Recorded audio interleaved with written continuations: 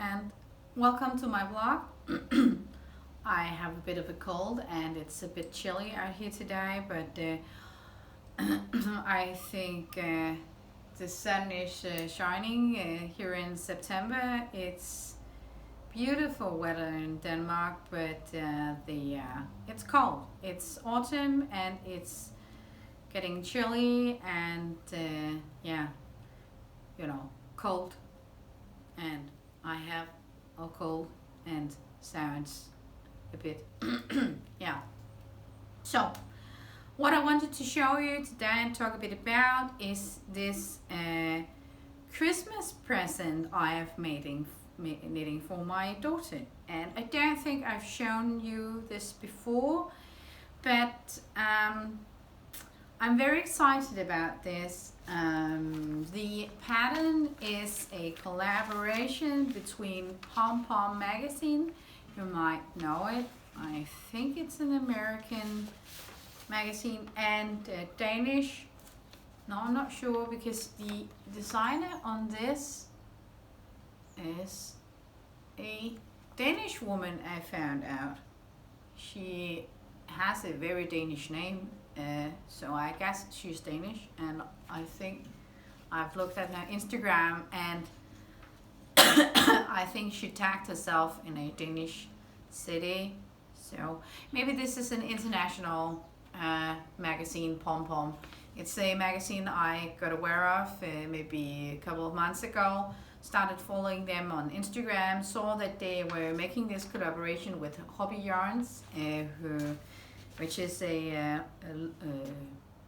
Danish company, and they've made this very beautiful pattern that I am knitting for my daughter, and she has actually herself chosen the colors that I'm going to show you. The pattern is Vintage Tiles, and you can find the pattern free on Hobby with a double I on their webpage. I'll write the home page for Hobby down here. So my daughter found these colors herself, and it's crazy because and she's chosen, the main color is this one, and it's called Beetroot and has color number 5.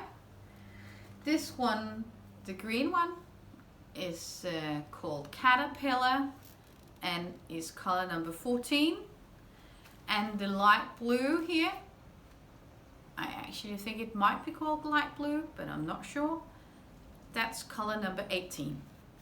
And if I should put colors together, this is a free recipe, so I'll just show you the colors they have chosen. Is terracotta, I think a slightly lighter blue than this one, and then a sand beige color, marzipan you might call it. So if you want to knit this pattern, and you're going to choose 3 colors, I would recommend you to choose, of course, when you've chosen the main color, then choose a color, the second color. There are main color, and then there is a second color, which is you repeat the pattern over 3 rounds. So the color that you are going to use the most of, because you do like 2 rounds that are identical, and then the third row is the third color, and you do something slightly different. I would recommend that the third color, just like they have done here, where they've chosen the terracotta color, because you have this neutral blue, and you have a neutral sandy color, and then you have like a pop with the terracotta, which is a complementary color to the blue one.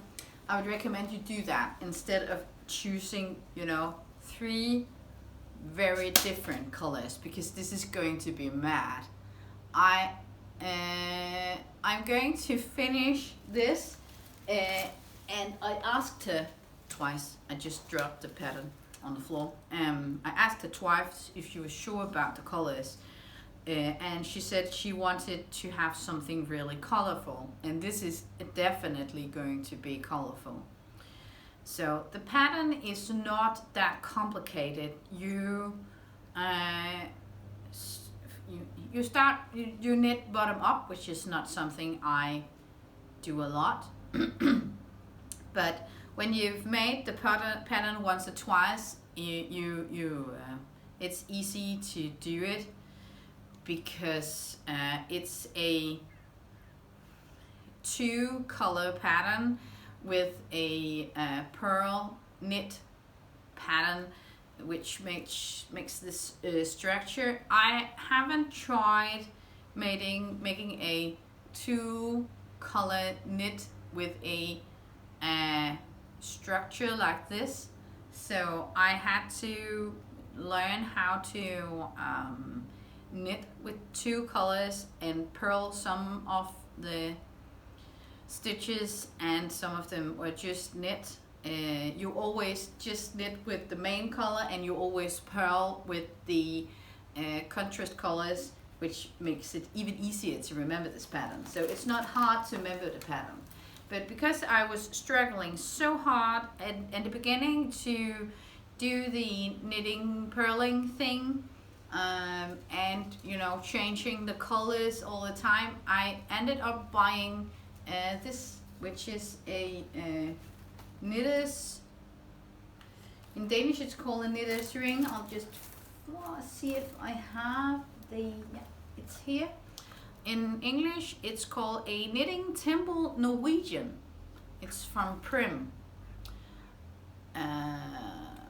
So yeah, it's a German company who makes these, and they're not very expensive, but I couldn't make it work. I got it to work, and then it didn't work, and I realized that it slowed down my knitting a lot, and it changed my tension on the yarn, and when I did the purl stitches wearing that ring, I kind of twisted the stitches in another way than I normally do. So when I had done like 2 rounds with the knitting thimble, was it that? Yeah, knitting thimble, I chose to, you know, not wear it, because it took too long. So I am using my own homemade kind of method, and I am sure that there are lots of videos on YouTube where you can find people who are experts in doing 2-colored color work and knitting in a structure at the same time. I'm not that into brioche either. I have done the September sweater from Petite Knit, which is a brioche pattern, but in 1 color, but in mohair, and it was also for one of my daughters, because had it been for myself, I would never have finished it, because I redid the first shoulder 3 times. And it took forever, but when I got the hang of it, you know, a lot of videos on YouTube later, I kind of enjoyed doing it, but I haven't done a brioche pattern since, and I knitted that sweater for Kaya. Oh. She's 18 today. I think she was 14 when I knitted, so 4 years ago. I haven't done brioche in 4 years, so not something that I enjoy. You might call me a lazy knitter because I don't want things to slow me down. I don't want to, I have a tendency to maybe knit a lot of the same things because sometimes I learn new techniques, of course, if I want to do something very specific, and there are a lot of very talented pattern designers out there. So yeah, now I'm doing this wrong. So I found out this yarn is a blow yarn. I didn't say that. It's a blow yarn, and it has a cotton center, and then it has alpaca blown into it. It's a 70% cotton, 30% alpaca yarn, and it's called Garland, like Judy Garland, and has this very beautiful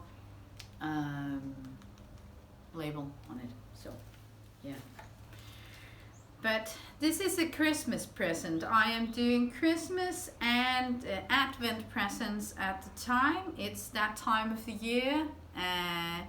So, and if you want to do an entire sweater, which is my plan, I'm going to stick with the measurements in the recipe. I've looked at the picture on the model, and my oldest daughter Julia is quite tall, so I might make the sleeves around 5 centimeters longer, but the body I'll do the same length because it's in fashion right now for things to be a bit cropped, as far as I can see on young people.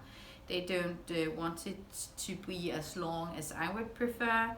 So I'm going to do the sleeves a bit longer, and I'm going to do the body the length that is in the recipe. So just to make sure that the sleeves are long enough, because she hates when her sleeves are too short. I think it's a tall people thing maybe to hate their sleeves to be too short, because I'm a short person and I have no problem with my sleeves being a bit short.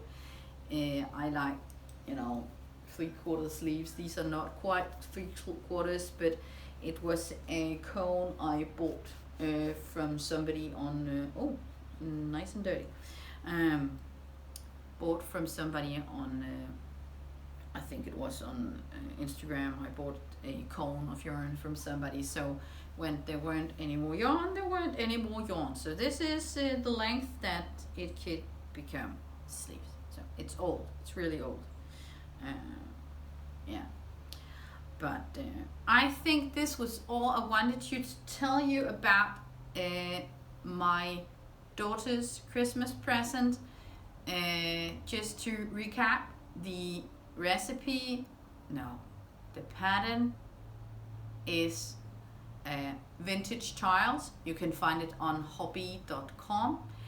The yarn is this Garland yarn, and I am using the needles recommended in the recipe, which I found a bit crazy, because you do the ribbing on a 4.5 millimeter needle, and then you do the rest on a 6 millimeter needle. I am knitting on my Knit Pro Symphony favorite needles in a size 6 millimeter, and I thought it was going to be very loose, but in this pattern, changing colors, doing the structure, it's actually pretty nice. So just do as told in the recipe. Maybe that's a lesson I should learn. But that's all for today. You can just see, back of the knitting. I'm actually very pleased, and I hope that I may go through rows on this a couple of days, because it's it's very slow knitting, even though it's on a 6mm. But now it's getting really cold and I need to go inside. Thank you for watching today. I hope to see you again next time. Remember to give this video a like, leave me a comment, and subscribe to my channel so you can see what I send out the next time.